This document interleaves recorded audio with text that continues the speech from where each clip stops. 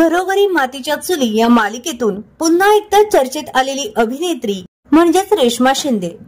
तिने आजवर विविध भूमिका साकारत प्रेक्षकांची मने जिंकली आहेत. त्यामुळे तिचा मोठा चाहता वर्ग आहे. आता लवकरच रेश्मा खऱ्या आयुष्यात लग्नबंधनात अडकणार आहे. अलीकडेच तिच्या कलाकार मित्रमंडळींनी मिळून रेश्माचं केळवण थाटामाटात साजरं केलं.